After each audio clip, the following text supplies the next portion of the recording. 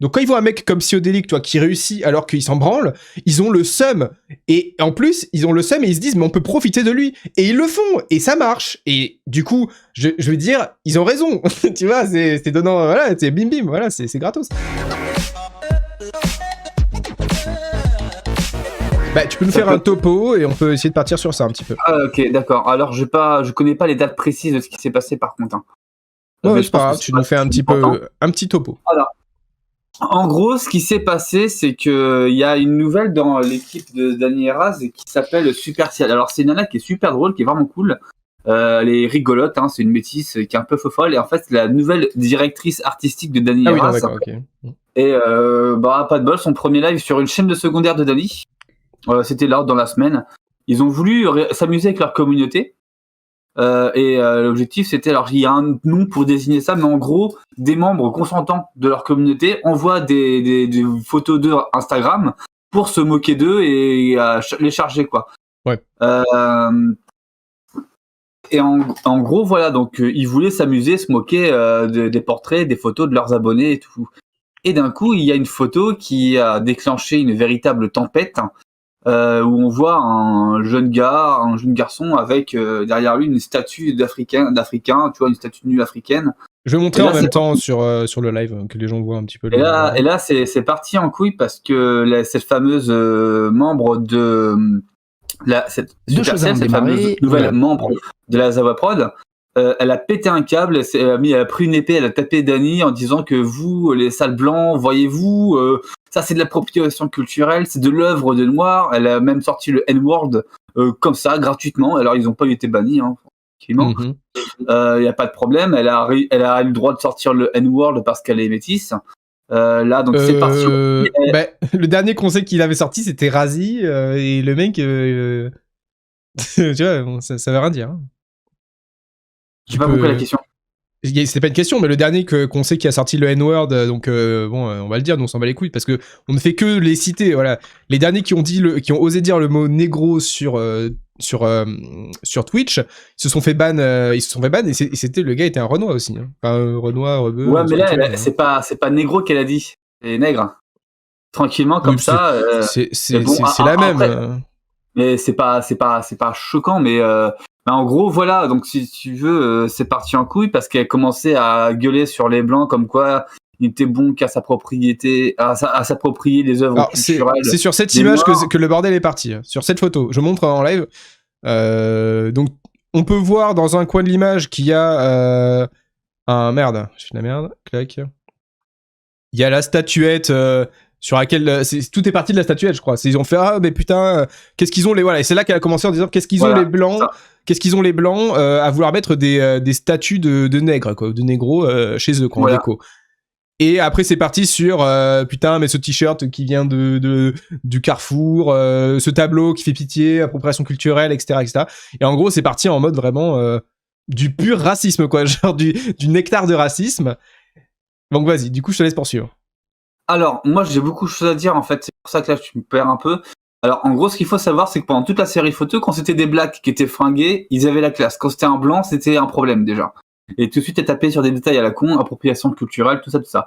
Donc, forcément, au début, ça passait jusqu'à ce que Psychodélique en fasse une vidéo dans laquelle il dit rien. Il dit juste ce qui se passe. Bah, tu vois, il fait son psychodélique. Oui, il fait psycho, donc il commente, voilà, il dit, voilà. Un truc qui dure 10 minutes, alors attention, et effectivement, bref. Il accuse effectivement le fait que c'est du racisme et tout, et là ça part en couille comme pas possible. Après la vie de Psychodélique, tout de suite, un nouveau live de Dani Eraz avec le fameux gamin qui a grandi, qui est plus le petit gars, et qui en fait, le gamin est le monteur de Dani Eraz, ça faut le savoir. Ouais. Avec Supercial qui était là pour expliquer que tout ça c'était un prank pour piéger l'extrême droite et se foutre de leur gueule. Alors au début on n'y a pas cru du tout. Au fait que c'est un prank. Ouais, au début, en fait, il n'y en a pas cru parce qu'on sentait que c'était un damage control, en fait. Les gars qui voulaient sauver les meubles parce qu'ils voyaient qu'effectivement, leur pote était raciste. Leur nouvelle pote était un peu raciste sur les bords, raciste anti-blanc. Et là, pendant ce temps-là, il y a un live de KB où il sort des des tweets récents de Supercial. Ouais, ça j'ai aperçu. Dans lequel elle explique, elle a retweeté un truc disant Noirs et Arabes, on connaît tous l'ennemi commun, #white. Ouais. Alors, il y a une histoire derrière ce retweet et je vais vous la raconter après. Et là, tout de suite, ça a pété un câble. Donc, du coup, effectivement, ça partait une preuve comme quoi Superciel était une grosse raciste anti-blanche et qu'elle foutait la merde et qu'elle était là pour vraiment aggraver la situation. Et que du coup, en gros, on a le droit de se moquer de personne, sauf des blancs. Il y a que les blancs qui sont racistes, qui sont des connards et tout. Bref, le discours gauchiste d'extrémistes qu'on connaît. Et là, c'est parti en couille. Tout le monde est allé ses yeux clos pour parler de ça. Il y a eu du drama, il y a eu du harcèlement dans tout le monde. Alors, Supercell, elle se m'est pris plein la gueule. Et là, tout de suite, Dany et Raz, surtout Dany, il disait, c'est la faute de Psychodélique si on se fait harceler parce que notre prank, officiellement, c'était un prank, prouve que Psychodélique a une communauté cancer, harceleur d'extrême droite. Waouh. Voilà. Et en gros, ils ont basé leur défense uniquement là-dessus. Alors ça, déjà, ça me fume déjà de dire que c'est pas notre faute à nous parce qu'on a fait de la merde, c'est la faute de lui parce qu'il en a parlé. Alors déjà, ça, oui, mais c'est complètement ça en fait. On est culpabilise d'être un problème, alors que bon, je pense que lui aussi il s'en prend plein la gueule, mais qu'il en parle pas. Oui, bien sûr. Pas. En gros, moi je vais te dire un truc, Obat, et j'en suis convaincu. Qu'importe notre échelle, on a un public, pas une communauté, parce qu'il faut pas confondre les mots. Et dans notre public, il y a des gens extrêmement toxiques qui vont nous nuire à nous, à d'autres, uniquement pour défendre notre cause, alors qu'on veut pas ça. Il y a forcément des gens toxiques qui nous suivent et qui vont faire chier les gens en notre nom. Mais ça, tout le monde est pareil. Parce que là, alors Psychodélique, il s'en est pris plein la gueule, hein, mais laisse tomber. Il y a même le petit gars qui s'amusait à dire, à imiter des coups de tir avec sa main pour dire, la prochaine fois, voilà, ça va mal finir pour toi. Bref. La meuf qui fait des pauses, d'ailleurs qui pitoyable, enfin ça fait pitié sur 20 quoi, la meuf qui arrête pas de faire des pauses, c'est pas trop ce qui est branle. Mais qui s'y croit, et il s'y croit de ouf. Alors, en vrai, même, je vais dire, ce qui serait étonnant aussi, c'est à quel point ils sont super bons acteurs, enfin surtout la meuf du coup, parce que dans le sens où elle était super bonne actrice pour faire genre d'être une grosse raciste. Par contre, c'est drôle comment ils surjouent le prank, quoi. Genre, il y a un moment, soit t'es bon tout le temps, soit t'es mauvais tout le temps. Mais comment tu fais pour être autant naturel quand tu es raciste? Comment tu fais pour être aussi peu naturel quand tu annonces que c'est un prank? Donc déjà, alors, ultra chelou. Il y a aussi une info que j'ai vu passer, tu vas me dire si c'est vrai ou pas, ou si tu as vu passer. Apparemment, donc, la personne dont il jugeait la photo est une personne qu'il connaissait. Par contre, la meuf, de ce qu'il est ressorti, c'est qu'elle n'avait pas reconnu le gars sur la photo. Oui, c'est vrai. C'est-à-dire qu'elle a fait style, oui, mais en fait, on le connaît le gars, donc on peut faire des blagues racistes sur lui. Et en fait, elle a avoué que en fait, elle l'avait pas reconnu. Donc en fait, elle était en train de tacler un inconnu. Alors, tu vois. Déjà, je vais te dire un truc dans le live, on voit clairement Dany dire le pseudo de ce mec-là à la fille, à Superciel. Et elle calcule pas en fait, elle le reconnaît pas. Elle croit que c'est un gamin random en fait de la communauté, enfin du public random de Dany et Raz, mais elle pensait pas que c'était leur monteur en fait. Elle avait pas calculé. Et il y a un moment, c'est trop bizarre parce que elle comprend que Dany le pousse à lui donner des indices sur l'identité de cette personne. Et elle se dit, attends, il veut me dire quelque chose. Est-ce que tu veux qu'on coupe mon micro? Est-ce que je coupe mon micro? Ah oui, j'ai vu ce passage, oui. Ouais. Et donc là, tu vois, elle était complètement paumée. Et alors après, voilà. Donc après, il y a. Surtout qu'à ce moment-là, on voit très bien qu'elle joue pas la meuf. Elle est en mode. Elle est à fond dans son truc. Et puis après, je pense qu'elle est aussi dans l'idée, on m'a dit, j'ai le droit de me foutre de leur gueule. Et puis voilà. Parce que c'est ça l'état d'esprit. Hein, oui, mais entre se foutre de la gueule de quelqu'un et balancer des trucs comme ça, genre, mais la meuf, quoi. Justement, j'ai pas fini parce que après il y a Dany qui est revenu là hier pour faire un point sur tout ça avec yeux clos, tout seul. Et c'est assez intéressant ce qu'il a dit, même si c'est assez nul, mais intéressant quand même parce qu'il y croit à son prank. Alors en gros, alors forcément le bordel, Psychodélique, premier grand ennemi de l'humanité sur Internet. Voilà, mais je te jure, leur défense quand ils ont dévoilé leur prank, il y avait aucun argument. C'était tous ceux qui étaient de droite qui nous ont critiqué être des gros débiles. Pareil, ils ont tapé sur Greg Tabibian parce que Greg, il avait réagi avec un tweet quand il a découvert le truc sans savoir que c'était une vanne ou qu'ils rigolaient entre eux. Et il a dit qu'en gros, les fascistes d'extrême droite sont un peu pareils que ceux d'extrême gauche, qui est vrai. Et alors pareil, Dany, aucun argument pour contrer le tweet de Greg. Tout ce qu'il disait, tout ce qu'il sait dire sur Greg, c'est que c'est le plus gros débile de France qu'il est nul, qu'il comprend jamais rien, et que c'est surtout mais gros débile, gros débile, gros débile. Bref, un gros gamin à l'école qui n'a aucun argument. Grosse argumentation, ouais. Ah ouais, génial. Hein. Mais alors Greg, il a pas réagi parce qu'à mon avis, il a dû se rendre compte que c'est une perte de temps parce que c'est tellement ridicule sa façon de se défendre. Mais bref, ils se sont ridiculisés parce que ce qui était incroyable, c'est que pendant une demi-heure, 3/4 d'heure, je sais plus combien ça a duré leur live de révélation de prank. Il y avait rien de révélation. Ils disaient juste, tout était préparé. C'était un prank. Vous êtes tombés dedans. Vous êtes tous des débiles, des abrutis, des nuls, et on vous a piégés parce que nous, on comprend tout. Nous, il y a que nous qui avons tout ce qu'on peut leur répondre, je pense, quand il y a un truc comme ça, c'est mais que ce soit un prank ou non, vous avez eu des propos racistes, ils ont été dénoncés, et vous êtes des cons, quoi, d'avoir fait ça, parce que ce soit un prank ou pas, c'est débile. Chaud, hein. De toute façon, le prank, je veux dire, le prank, quand on réfléchit au prank, regardez bien les pranks, ceux qui font des pranks, en général, c'est pas des gens super futés déjà de base, tu vois, c'est-à-dire dans le sens où les pranks, c'est quand même des blagues débiles, mais souvent méchantes, même c'est le principe même du prank, et c'est clair que, à part des gens qui font que ça, et du coup on sait que c'est du prank, même si en général t'en as la plupart qui finissent soit en tôle, soit morts parce qu'ils sont cons et que du coup ils font des... Tu vois, genre le prank du mec qui vient te chercher dans le parking du McDo avec un couteau en mode je vais te tuer, non c'était un prank, et qui se fait tirer dessus, genre voilà, bon, on connaît l'histoire quoi, genre ouais, bah oui. voilà le niveau intellectuel des gens qui font des pranks, voilà le niveau, et des gens comme ça, donc des gens comme Dany et Raz qui critiquent Psychodélique sur le niveau intellectuel. Psychodélique, je vais revenir à ma conclusion parce que c'est ridicule ce qui se passe autour de lui. Alors maintenant, je vais passer sur la défense de Dany parce qu'en fait, il y avait un silence pendant un moment envers l'équipe et Dany est revenu chez Yeux Clos pour parler de tout ça. Et là, j'ai un peu changé d'avis sur sa façon de parler, sur ce qui s'est passé parce qu'il a dit des trucs pas cons du tout. Alors attention, selon Dany, alors déjà il faut savoir qu'il était très méprisant en passant chez Yeux Clos, son passage il dure 1 heure, où il se la joue le mec alors pas qui se la pète mais qui est hautain, qui est dans l'humour, qui est dans la défense, des critiques, des insultes et tout, donc il a vraiment un ton très méprisant, et un ton j'ai tout compris, j'étais dans l'humour et vous êtes des cons, vous avez rien compris. C'est un petit peu le Dany de c'est un petit peu le Dany de ces dernières années, ça j'ai envie de te dire. Bah en fait, il est complètement à fond dedans dans ce live là. Alors, ce qu'il a dit, ce qu'il a expliqué.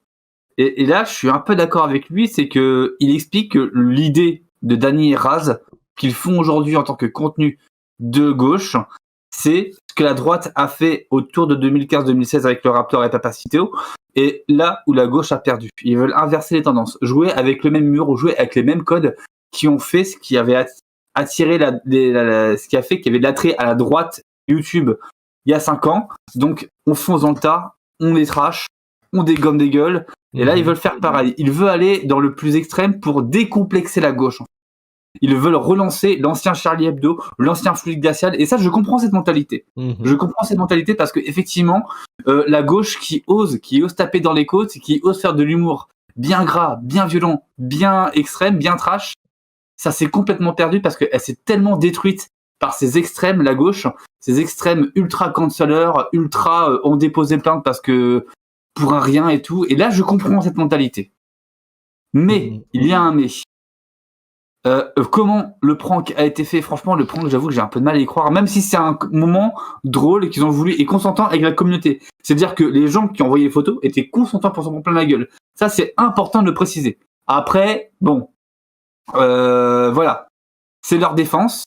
Ensuite, en ce qui concerne le fameux tweet raciste anti-blanc de Superciel, Dany l'a expliqué. D'ailleurs, Superciel, on l'a plus entendu depuis. Grand silence complet.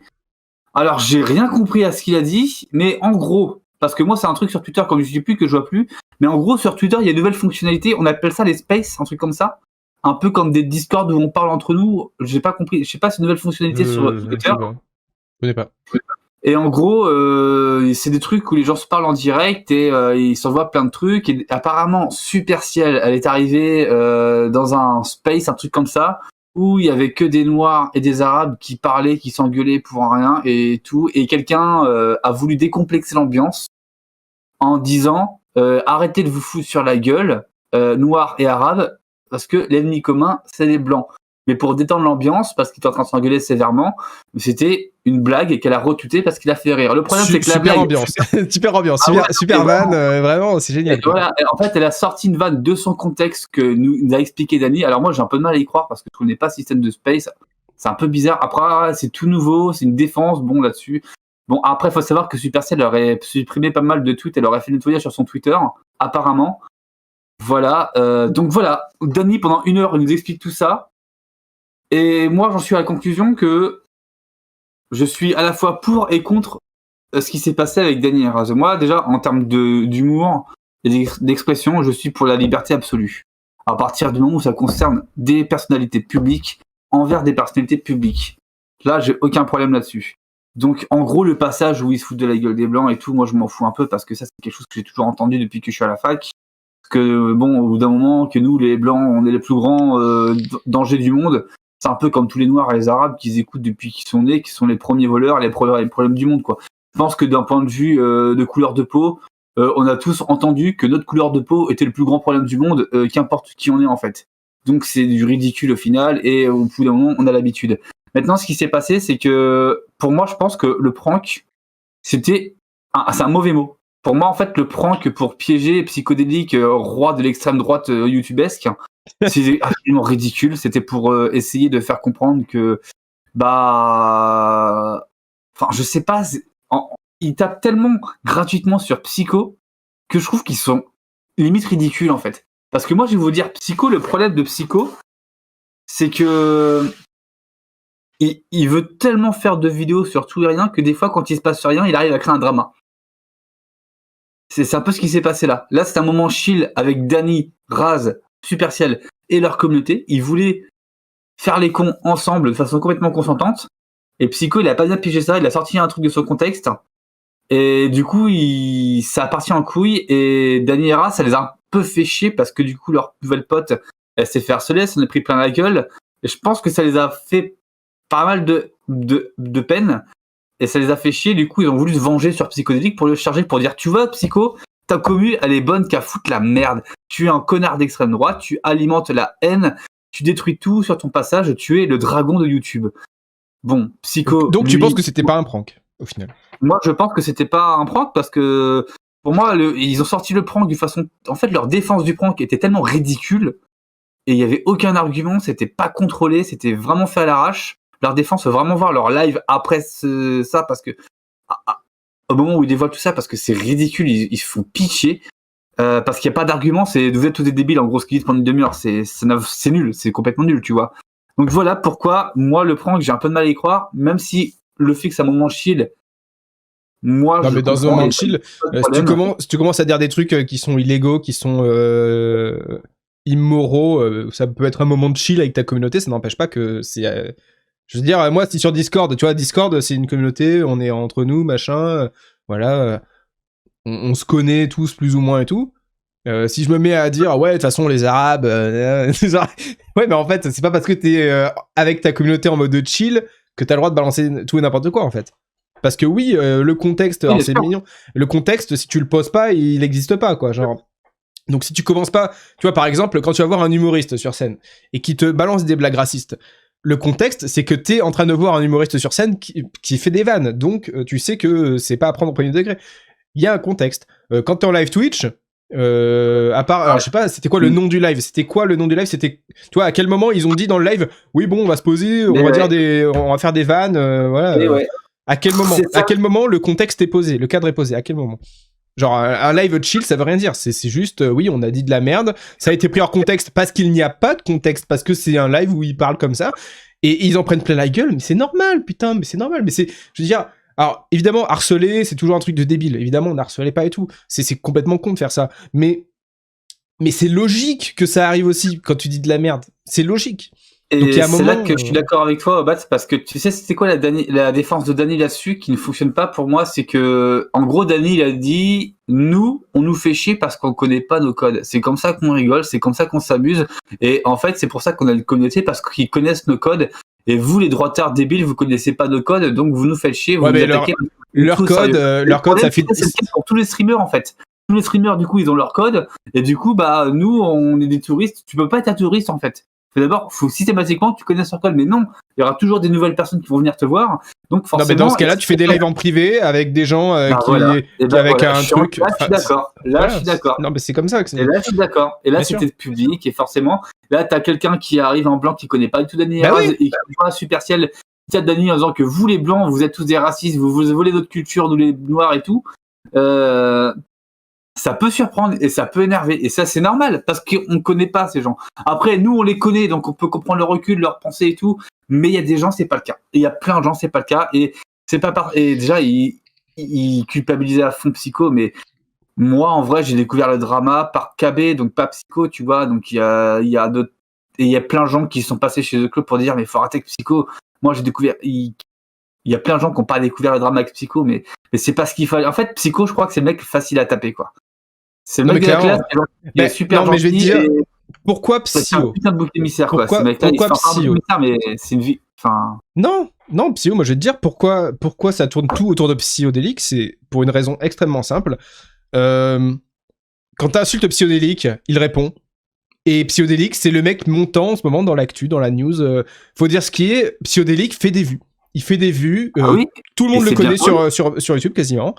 Donc évidemment, quand t'es une chaîne, on va dire, qui est un petit peu en mal, tu vois, d'avancer, quand t'as besoin de visibilité, quand tu veux de la visibilité, tu fais quoi ? T'insultes Psychodélique. C'est tout. Et bim, c'est jackpot. Et puis il répond, et puis tu réponds, et puis voilà, ding, ding, ding, ding, c'est parti. Donc c'est pour ça que ces mecs-là, on va dire, qui galèrent, qui rament, ils insultent, parce que, voilà, ils provoquent Psychodélique, ils font de la merde en sachant très bien qu'il va réagir. Alors, je suis pas en train de défendre la théorie qu'ils ont fait un prank. Pour moi, c'est du damage control pur et dur. Oui, moi aussi, je pense que c'est ça. Même si c'est du prank et tout, pour moi, le truc de pourquoi est-ce qu'on insulte Psychodélique, c'est clair, c'est parce qu'il répond, c'est parce que il joue le jeu, parce que Psychodélique, en fait, lui, il s'en branle, tout ça, il s'amuse, il est pas là. En fait, c'est aussi la grosse différence, toujours, c'est Psychodélique ne fait pas une carrière sur YouTube. Psychodélique, il est là, il s'en branle, en fait. Il s'en branle, il fait son truc. Ces gens-là font des carrières sur YouTube. Donc quand ils voient un mec comme Psychodélique, toi, qui réussit alors qu'il s'en branle, ils ont le seum. Et en plus, ils ont le seum et ils se disent, mais on peut profiter de lui. Et ils le font, et ça marche. Et du coup, je veux dire, ils ont raison. Tu vois, c'est donnant, voilà, c'est bim bim, voilà, c'est gratos. Donc bon, c'est le jeu de YouTube, c'est le jeu des communautés, c'est le jeu des réseaux. C'est comme ça que ça marche. Voilà pourquoi ça tape sur lui. C'est plus qu'une cible facile. C'est carrément, il a un grand panneau avec marqué tapez-moi, allez-y, faites-vous plaisir, quoi. Je kiffe. Donc c'est parfait, quoi. Mais et voilà, je suis entièrement d'accord. Alors Davis qui nous dit, alors Davis, je sais pas si je prononce, enfin Wilder, enfin bref, il nous dit c'est le gars qui a percé, donc faut l'abattre.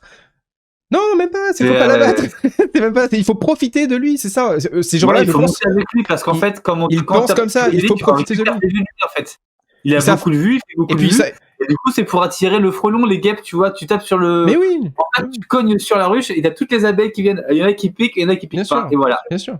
C'est pour ça, ils en profitent et. Comment leur reprocher, parce que en même temps ça profite aussi à Psychodélique. C'est en fait ces gens-là, en fait c'est ça aussi, ces gens-là, c'est pour ça que c'est hypocrite de leur part aussi, ils sont tout le temps là, oui, n'allez pas le voir, c'est une merde, mais ces gens-là en fait se foutent de votre gueule, parce que du moment que vous interagissez avec quelqu'un, vous lui donnez autant de visibilité qu'il vous en donne. Alors pas à la même échelle, mais en fait vous lui donnez autant d'importance qu'il peut vous en donner. Donc en fait derrière, qu'est-ce qui se passe? C'est que les gens de votre communauté vont aller chez lui, les gens de sa communauté vont aller chez vous. C'est un échange.